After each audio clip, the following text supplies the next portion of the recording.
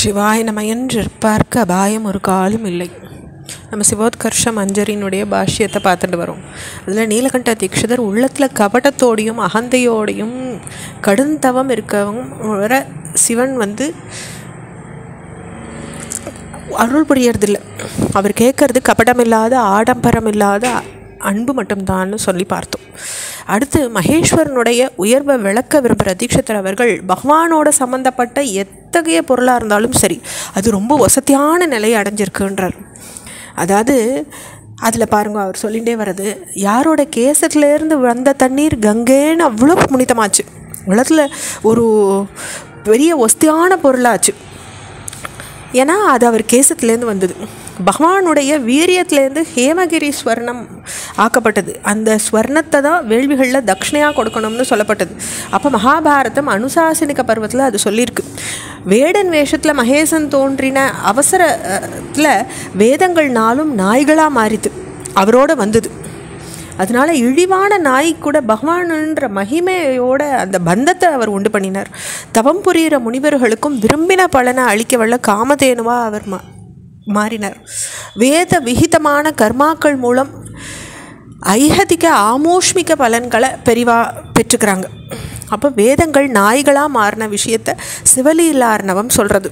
அதே தான் சிவோத்கர்ஷ மஞ்சரியும் விளக்குறது. அப்போ உலகத்தில் எதெல்லாம் அசுபம் அசுத்தம்னு நம்ம சொல்கிறோமோ அதை கேசத்தோடு சம்மந்தப்பட்ட தண்ணீரை புருஷ வீரியமும், நாய்களை மகேசனுடைய சம்பந்தத்தால் முறையே ரொம்ப புனிதமான கங்கா நதியாகவும், விளவசதியான ஸ்வர்ணமான காமதேனுவை போல பலனளிக்கக்கூடிய வேதங்களாகவும் ஒவ்வொன்றும் மாறித்தில்லையா அவரோட அது பந்தம் ஏற்பட்டோன்னு. அப்போ சராச்சரங்கள் எல்லாத்தையும் தனக்கு அடிமையாக்கிற ஆற்றல் சுவாமிகிட்ட இருக்குது.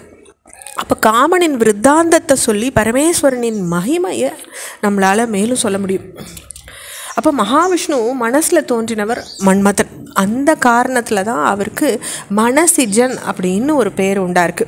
அப்போ அவர் தந்தையின் அனுமதியோட காசிக்கு போய் சிவலிங்க பிரதிஷ்டை பண்ணி அதை பக்தியோடு ஆராதனை பண்ணிட்டு வந்தார் மன்மதன்.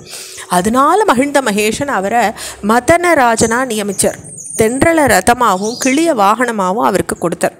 அப்போ இந்த வரலாறு சங்கர சம்ஹிதை அப்படின்ற நூலில் மன்மதனோட வரலாறு வருது.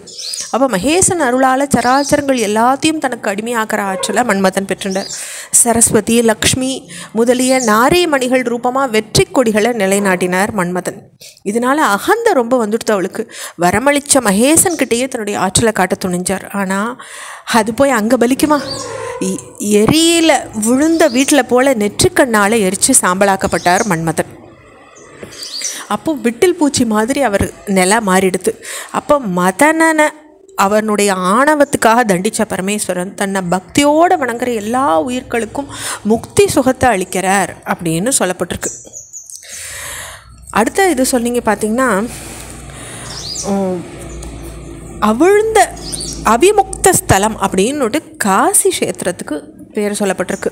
பிராண வியோகம் அப்படின்னு ஜீவன்களுக்கு பரமசிவனுடைய தாரக மந்திரமான ஓம் நம சிவாய அப்படின்ற உபதேசம் மோட்ச பதவியை கொடுக்க செய்யறது அப்படின்னு ஜாபால உபநிஷதம் சொல்கிறத நம்மளால் பார்க்க முடியறது. அப்போது வைகுத்தம் அப்படின்ற வசதியான பதத்தை கொடுக்கறதுக்கு உதார புத்தி இல்லாதவனா வேறு உலகங்களை சிருஷ்டி செஞ்சு தான் வைகுந்தம் செல்கிற அந்த நேரத்தில் தான் பக்தர்களை வஞ்சிக்கிறவராக இருக்கார். அப்போ அதே உயர் பதத்தை எந்த மகேசன் அவிமுக்தம் அப்படின்ற காசி கஷேத்திரத்தில் பிரம்மன் முதலிய சிறிய புழு உள்ளவரை எல்லா உயிர்களுக்கும் சமமாக கருதி அளிக்கிறாரோ அந்த ஈஸ்வரனுக்கு நமஸ்காரம் அப்படின்னு சொல்கிறார். அதே மாதிரி